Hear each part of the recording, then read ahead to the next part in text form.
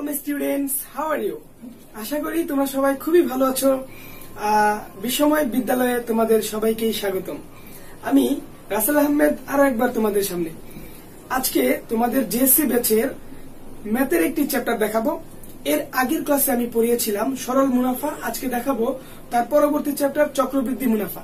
একটি কথা বলে নেই, তোমরা যারা এখনো সরল মুনাফা দেখোনি তারা বিশ্বময় বিদ্যালয় হতে সরল মুনাফার ক্লাসটি দেখে নিবে, তাহলে আজকের ক্লাসটি সহজে বুঝতে পারবে। আর একটি কথা, যারা এখনো বিশ্বময় বিদ্যালয় চ্যানেল সাবস্ক্রাইব করনি অবশ্যই সাবস্ক্রাইব করে নিবে এবং সাবস্ক্রাইব বাটনের পাশে একটি বেল আছে, সেই বেলে চাপ দেবে। তাহলে হবে কি, আমার নতুন ভিডিওগুলো তোমরা টাইমলি তোমাদের নোটিফিকেশন বক্সে পেয়ে যাবে। তাহলে আসো চক্রবৃদ্ধি মুনাফাতে।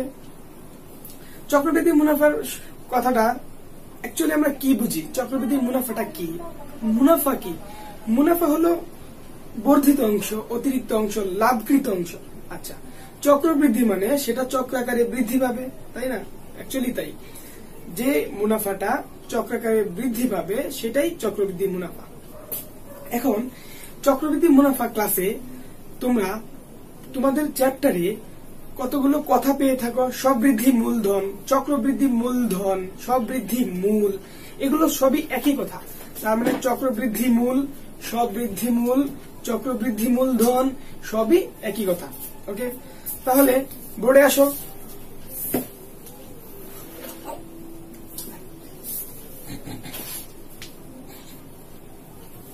পেনে কাজ করছে না, ওকে দিই।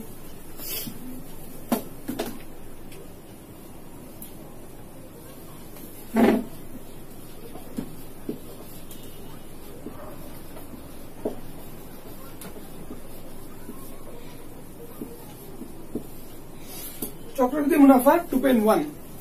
এখানে আমি একটি বাক কাজ করছি, দেখো তোমরা আমার সাথে সাথে সবাই করে নেবে, খুব সহজে বুঝতে পারবে।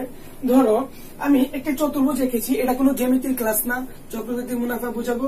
এটা চতুর্ভুজ এঁকেছি কারণ হলো এটাকে আমি প্রথম বর্ষ ধরবো। ধরো এটা ধরলাম প্রথম বর্ষ, আমি আমার এই বাহুটাকে দ্বিতীয় বর্ষ ধরবো, তৃতীয় বর্ষ, এটা তৃতীয় বর্ষ, আমার এটা হচ্ছে চতুর্থ বর্ষ। তাহলে আমি এই 4টা বছর নিয়ে কাজ করছি। ওকে, তাহলে চক্রবৃদ্ধি মুনাফাতে প্রথম বর্ষে তুমি একটি মূলধন, তোমার একটি মূলধন তুমি ব্যাংকে জমা রাখবে, ব্যাংক তোমাকে তার একটা পার্সেন্টেজ হারে মূলধন দিবে, মুনাফা দিবে। ধরো তুমি ব্যাংকে 100 টাকা, তুমি প্রথমে তোমার মূলধন হচ্ছে পি 100 টাকা, তুমি 100 টাকা ব্যাংকে জমা দিয়েছো এবং ব্যাংক তোমাকে 10%, ব্যাংক তোমাকে মুনাফার হার দিবে 10% মুনাফা দিবে। তোমার প্রথম বর্ষে, তুমি যে প্রথম বর্ষে ব্যাংকে 100 টাকা তোমার মূলধন, সে 100 টাকা জমা রেখেছিলে, ব্যাংক তোমাকে এই 100 টাকার উপরে 10% মুনাফা দিবে। তাহলে প্রথম বর্ষে কোনো চক্রবৃদ্ধি মুনাফা কাজ করবে না, চক্রবৃদ্ধি মুনাফা প্রথম বর্ষ থেকে শুরু হয় না। তাহলে তুমি যখন সেকেন্ড বর্ষে আসবা তখন থেকে তোমার চক্রবৃদ্ধি মূলধন বা চক্রবৃদ্ধি মুনাফা বিষয়গুলো শুরু হবে। তাহলে এই প্রথম বর্ষে তুমি 100 টাকা ব্যাংকে দিয়েছো, ব্যাংক তোমাকে 10 টাকা মুনাফা দিবে। তাহলে দ্বিতীয় বর্ষে কি হবে? এখানে আসো, এখানে তোমার পি হবে প্রথম বর্ষের মূলধন এবং তার সাথে যোগ হবে প্রথম বর্ষের মূলধনের জন্য R% মুনাফা। তাহলে প্রথম বর্ষের মূলধন ছিল এত, এইটার জন্য 10% মুনাফা। তাহলে দ্বিতীয় বর্ষে তোমার এইটা হবে মূলধন। যেহেতু এটা হবে মূলধন, এখানে মূলধন আর 100 না, মূলধন বেড়ে যাচ্ছে, তার মানে এখানে দ্বিতীয় বর্ষে গিয়ে মুনাফাও বেড়ে যাচ্ছে। প্রথম বর্ষে তোমার মূলধন ছিল পি 100 টাকা, তুমি মূলধন R% মুনাফা, 10% মুনাফা, তুমি 100 টাকার জন্য 10 টাকা মুনাফা পাইতা। এইবার দ্বিতীয় বর্ষে এসে তোমার মূলধন বৃদ্ধি পাচ্ছে, যেহেতু তোমার মূলধন বৃদ্ধি পাচ্ছে সুতরাং দ্বিতীয় বর্ষে তোমার মুনাফাও বৃদ্ধি পাবে। এই যে বৃদ্ধি পাওয়া, তৃতীয় বর্ষে আরো বৃদ্ধি পাবে, চতুর্থ বর্ষে আরো বৃদ্ধি পাবে, এই যে বৃদ্ধি পাওয়া এটাই হলো চক্রবৃদ্ধি। ওকে, চক্রবৃদ্ধিতে কি হচ্ছে, তোমাদের মূলধন বছরে বছরে বেড়ে যাচ্ছে, যার ফলে তোমার মুনাফাও বেড়ে যাচ্ছে। এখন মূলধনটা কিভাবে বৃদ্ধি পায়? তোমার প্রথম বর্ষে যে দ্বিতীয় বর্ষে মূলধনটা কিভাবে বৃদ্ধি পাবে? প্রথম বর্ষে যে মূলধন ছিল সেই মূলধনের সাথে যোগ হবে মূলধনের R% মুনাফা। এই হচ্ছে তোমার মূলধন, এটা হচ্ছে তোমার R% মুনাফা। তাহলে এখান থেকে কি আসে? 100 প্লাস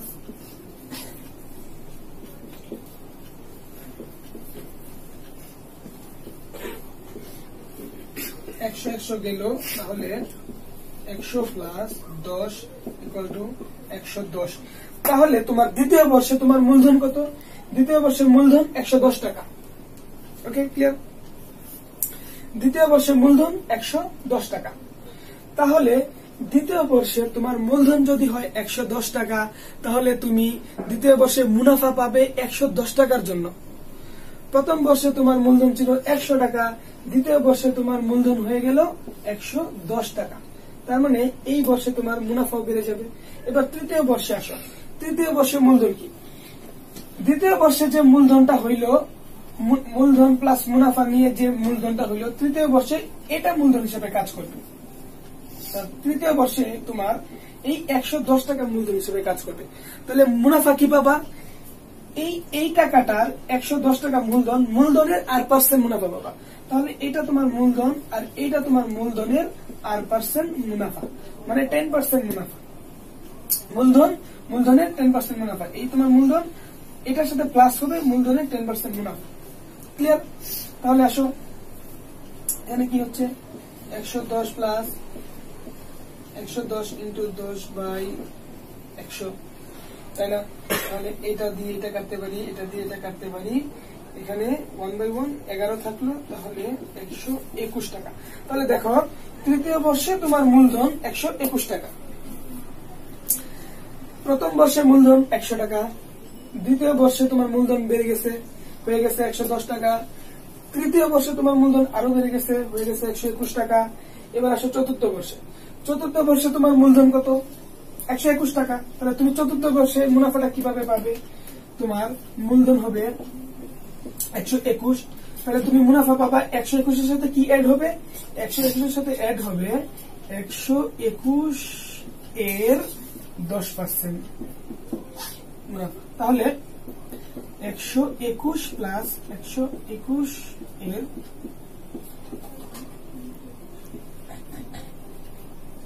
এটা,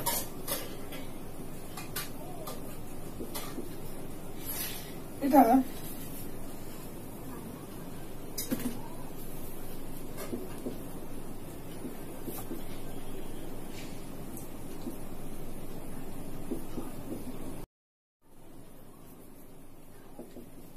121 প্লাস 12.1, তাহলে 133 প্লাস 1, এটা।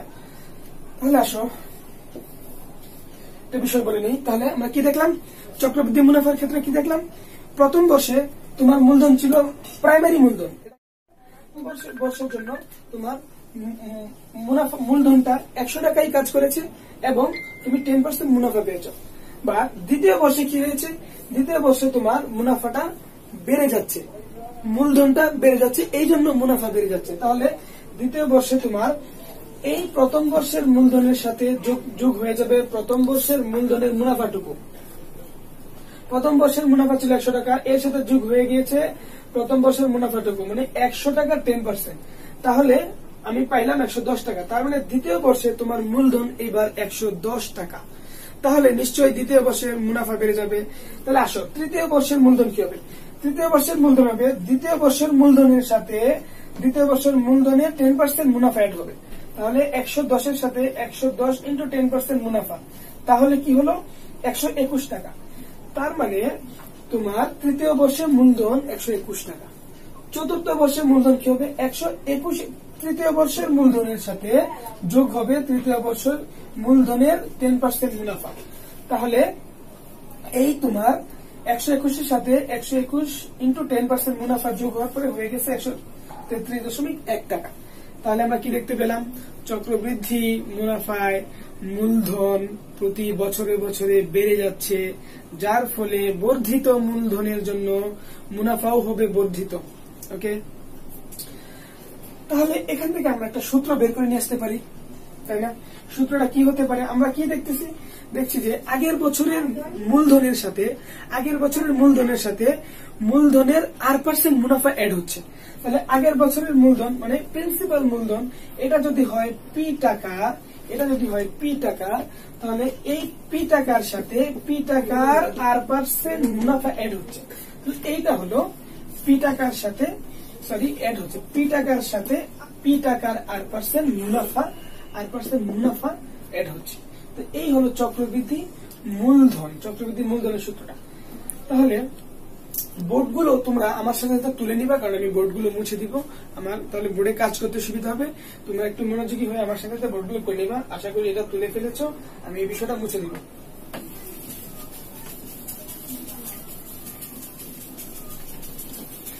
তাহলে আমরা সূত্রটা কিভাবে তৈরি করতে পারি তার আগে বলে নেই, চক্রবৃদ্ধিকে সি দ্বারা চিহ্নিত করা হয়।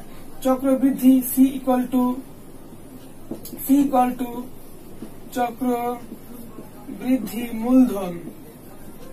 মূলধন অথবা চক্রবৃদ্ধি মূল অথবা সবৃদ্ধি মূল। এটা বললেই হলো, তিনটাই সেম কথা। কখনো কখনো বইয়ে চক্রবৃদ্ধি মূলধন থাকে, কখনো কখনো চক্রবৃদ্ধি মূল, কখনো কখনো সবৃদ্ধি মূল। এটা দেখে কোনো ঘাবড়ানোর কোনো কিছু নাই, তিনটাই সেম কথা। তাহলে এটাকে আমরা সি দ্বারা চিহ্নিত করবো। তাহলে সিটা আমরা সি ইকুয়াল টু কি দাঁড়াচ্ছে? সি ইকুয়াল টু আমরা দেখতেছি আগের বছরের মুনাফা, আগের বছরের মূলধন, প্রাইমারি মূলধন, এই প্রাইমারি মূলধনের সাথে অ্যাড হচ্ছে মূলধনের R% মুনাফা। এটা এখান থেকে কি আসতে পারে? এখান থেকে এই রাশি এবং এই রাশি দুইটাতেই পি আছে, আমি একটা পি কমন নিতে পারি। পি একটা কমন নিলে এখানে থাকে পি এর জন্য 1 কিছু থাকে না, প্লাস এখানে আর থাকে। তাহলে কি দাঁড়ালো? C is equal to P into 1 plus R. এইটা হলো তোমাদের সূত্র, চক্রবৃদ্ধি মূলধনের সূত্র। C equal to P into 1 plus R. C equal to P into 1 plus R. C হলো চক্রবৃদ্ধি মূলধন, সি কে আমরা চক্রবৃদ্ধি মূলধন বলতেছি। পি হলো প্রাইমারি মূলধন, 1 আর হলো মুনাফার হার। এটা সূত্র। তাহলে প্রথম বর্ষের জন্য কি হবে? প্রথম বর্ষের জন্য হবে C equal to P into 1 plus R. যদি হয় সেটা প্রথম বর্ষের জন্য, এখানে হবে 1। এটা যদি হয় দ্বিতীয় বর্ষের জন্য, C equal to P into 1 plus R. যদি হয় দ্বিতীয় বর্ষের জন্য, এটা এখানে পাওয়ার হবে 2। যদি হয় তৃতীয় বর্ষের জন্য, পাওয়ার হবে 3। কততম বর্ষের জন্য সেটা উপরে পাওয়ার হিসেবে উল্লেখ থাকবে 1 প্লাস আর এর উপর। ওকে, তাহলে এই হলো তোমাদের সূত্র। এই সূত্র দিয়ে তোমরা এই চ্যাপ্টারের চক্রবৃদ্ধি মূলধনের অঙ্কগুলো করতে পারবা। আরো একটা সূত্র আছে, এইটা হলো চক্রবৃদ্ধি মূলধন, মুনাফা না, চক্রবৃদ্ধি মূলধন। তাহলে চক্রবৃদ্ধি মুনাফাটা অ্যাকচুয়ালি কি? চক্রবৃদ্ধি মূলধনে কি আছে? আমার এই চক্রবৃদ্ধি মূলধনে আছে চক্রবৃদ্ধি মুনাফা। এখানে কি আছে? এখানে আছে প্রাইমারি মূলধন পি এবং চক্রবৃদ্ধি মুনাফা। তাহলে আমি যদি এখান থেকে প্রাইমারি মূলধন বাদ দিয়ে দেই, তাহলে আমার মুনাফা থাকবে। তাহলে দেখো, চক্রবৃদ্ধি মুনাফাটা আর কিছুই না। চক্রবৃদ্ধি মুনাফার সূত্রটা হলো, চক্রবৃদ্ধি মূলধন এটা, চক্রবৃদ্ধির মুনাফার সূত্রটা হলো পি ইন্টু 1 প্লাস আর। এটা হলো তোমার চক্রবৃদ্ধি মূলধনের সূত্র। এখান থেকে তুমি প্রাইমারি মূলধন বাদ দিয়ে দাও, তাহলে যা থাকবে সেটা হলো চক্রবৃদ্ধি মুনাফা। তাহলে এইটা হলো চক্রবৃদ্ধি মূলধন। চক্রবৃদ্ধি মূলধনে আছে প্রাইমারি মূলধন এবং চক্রবৃদ্ধি মুনাফা। এই চক্রবৃদ্ধি মূলধন থেকে প্রাইমারি মূলধন বাদ দিয়ে দিলে যেটা থাকবে সেটা হলো চক্রবৃদ্ধি মুনাফা। তাহলে এইটা আমার চক্রবৃদ্ধি মুনাফা।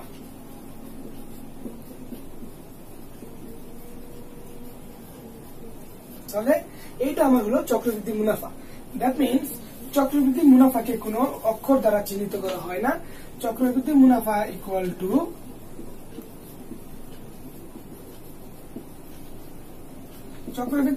ইকুয়াল টু তোমার চক্রবৃদ্ধি মূলধন মাইনাস প্রাইমারি মূলধন। এইটা এটা হলো চক্রবৃদ্ধি মুনাফার সূত্র। তাহলে তোমরা দেখলা চক্রবৃদ্ধি মূলধনের সূত্র এবং চক্রবৃদ্ধি মুনাফার সূত্র, এই দুটি সূত্র দ্বারা এই চ্যাপ্টারের সকল অঙ্ক সলভ করতে পারবা। আর এই চ্যাপ্টারের অঙ্কগুলো সলভ করতে গেলে এই আগের চ্যাপ্টারের সরল মুনাফার কিছু কিছু সূত্র ইউজ হবে। সেটার জন্য আমি আরেকটি ক্লাস নিয়েছিলাম, ওই ক্লাসটি তোমরা যারা দেখোনি তারা বিশ্বময় বিদ্যালয় থেকে ক্লাসটা দেখে আসবা, তাহলে আজকের ক্লাসটা বুঝতে পারবা। এখন আমি তোমাদের একটি অঙ্ক করাবো, সে অঙ্কটি দেখো তোমরা আজকে যে বিষয়গুলো বুঝিয়েছি সেই বিষয়গুলো রিলেটেড তোমরা সব অবশ্যই পারবা। দেখো, ধরো বাঁধন সাহেব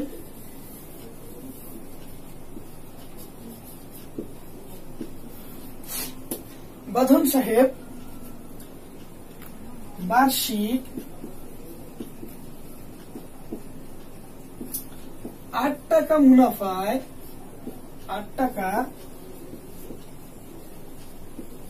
মুনাফায় কোন ব্যাংকে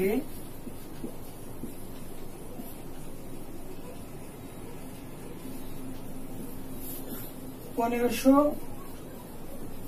টাকা 3 বছরের জন্য রাখলেন। 3 বছর পরে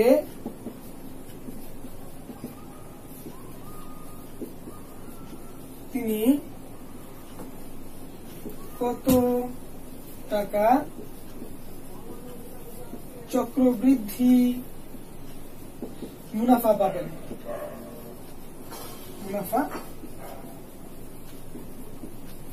এই হচ্ছে তোমার প্রশ্ন। বাঁধন সাহেব কোন ব্যাংকে বার্ষিক 8 টাকা মুনাফায় কোন ব্যাংকে 1500 টাকা 3 বছরের জন্য রাখলেন। 3 বছর পরে তিনি কত টাকা চক্রবৃদ্ধি মুনাফা পাবেন? 3 বছর পর তার চক্রবৃদ্ধি মুনাফা কত সেটা বের করতে বলছে। তাহলে দেখো আমরা এখান থেকে কি কি বের করে নিয়ে আসতে পারি।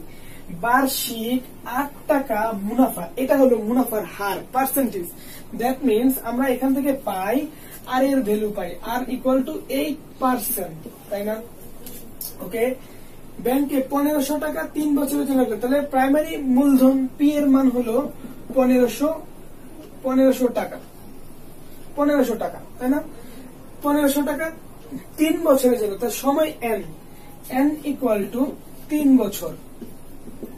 তাহলে বাঁধন সাহেব 3 বছরের জন্য 1500 টাকা 8% মুনাফায় রেখেছিলেন। এখন 3 বছর পরে তাকে চক্রবৃদ্ধি মুনাফা বের করতে হবে। তাহলে দেখো আমি এই কোশ্চেনটা মুছে দিব, তোমরা তুলে নিবা। কোশ্চেনটা মুছে দিয়ে আমি অঙ্কটা সলভ করে দেবো। দেখো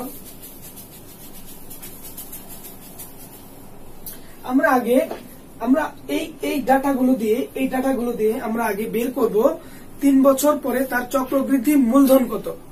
তাহলে সূত্রটা কি ছিল? চক্রবৃদ্ধি মূলধন সি এর সূত্রটা ছিল, আমার এই জিনিসগুলো দেয়া আছে, আমি জানি P equal to P into 1 plus R to the power N. তাহলে আমি সময় আমার পি হলো 1500, 1 প্লাস আর হলো 8%, তাহলে 8/100 এটা, তাহলে টু দি পাওয়ার এন হলো 3 বছর। তাহলে আমার এখান থেকে কি আসতেছে, আমি একটি ক্যালকুলেটর ইউজ করবো। আমি কর্তৃপক্ষের কাছে একটি ক্যালকুলেটর চাচ্ছি, তোমরা কিছুক্ষণ ওয়েট করো। আরিফাকে thank you very much calculator সরবরাহ করার জন্য। আসো, তাহলে আমি এটা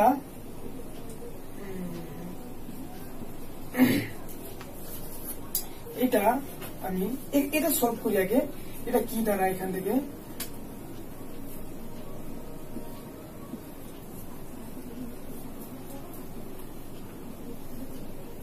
1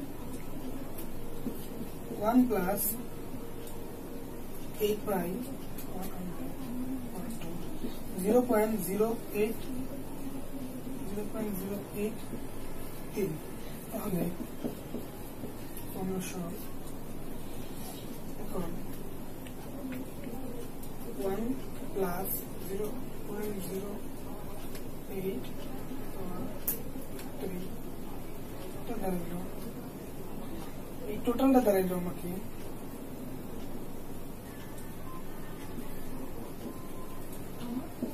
এই টোটালটাকে একসাথে করলে 1 প্লাস 0.08 কে যোগ করে এটাকে কিউব করলে আমার রেজাল্টটা হয় 1.259 এটা। তাহলে এটা এই 1.259 এর সাথে 1500 হয় 1889.6। দেখো তাহলে আমি 3 বছর পরে আমার চক্রবৃদ্ধি মূলধন হবে, 3 বছর পরে চক্রবৃদ্ধি মূলধন হবে 1889.6 টাকা। এটা আমার চক্রবৃদ্ধি মূলধন সি এর মান। তাহলে আমি পাইলাম সি এর মান। আমাকে বের করতে হবে চক্রবৃদ্ধি মূলধন মুনাফা, আমাকে বের করতে হবে চক্রবৃদ্ধি মুনাফা ইকুয়াল টু ওয়াই। চক্রবৃদ্ধি মুনাফা বের করতে হবে আমাকে। তাহলে আমি পেয়ে গেলাম, এখানে কি পাইলাম, চক্রবৃদ্ধি মূলধন পাইলাম। তাহলে আমরা কি জানি, আমরা জানি চক্রবৃদ্ধি মূলধন থেকে প্রিন্সিপাল মূলধন বাদ দিলে চক্রবৃদ্ধি মুনাফা চলে আসে। তাহলে C minus P equal to চক্রবৃদ্ধি মূলধন, চক্রবৃদ্ধি মুনাফা। তাহলে সি এর মান কত, সি এর মান হলো যে এইটা 1889.6 মাইনাস আমার মেইন পি হলো 1500 এটা। তাহলে আমার এটা থেকে 389.568 এটা। তাহলে এটা হচ্ছে আমার, এইটা হচ্ছে তোমাদের আমার কাঙ্ক্ষিত রেজাল্ট 389.568। তাহলে বাদন সাহেব 1500 টাকা 3 বছরের জন্য 8% মুনাফায় ব্যাংকে রাখার পরে সে 3 বছর পরে 389.568 টাকা চক্রবৃদ্ধি মুনাফা পাবে। এই হচ্ছে তোমাদের অঙ্কগুলো। তাহলে এইভাবে তোমরা কি দেয়া আছে, কি বের করতে হবে, এগুলো আইডেন্টিফাই করে জাস্ট সূত্রগুলো বসিয়ে তোমরা তোমাদের বইয়ের সব অঙ্ক সলভ করতে পারবা। আশা করি আজকের এই ক্লাস থেকে তোমরা খুবই উপকৃত হয়েছো। যদি উপকৃত হয়ে থাকো তাহলে তোমরা সবাই আমার ক্লাসগুলো দেখবা, শেয়ার করবা, লাইক করবা, ওকে, কমেন্টস করবা। তোমাদের এই কমেন্টস গুলো আমাদের পরবর্তী ক্লাসগুলোতে আরো সহযোগী হবে। তোমরা কি চাও, কি দরকার, সেগুলো আমরা বুঝতে পারবো। তো টাটা বাই বাই। জেএসসি ব্যাচের স্টুডেন্টরা খুব বেশি পড়াশোনা করো, তোমাদের হাতে বেশি সময় নেই। আজকে পর্যন্তই, পরে আবার দেখা হবে। টাটা।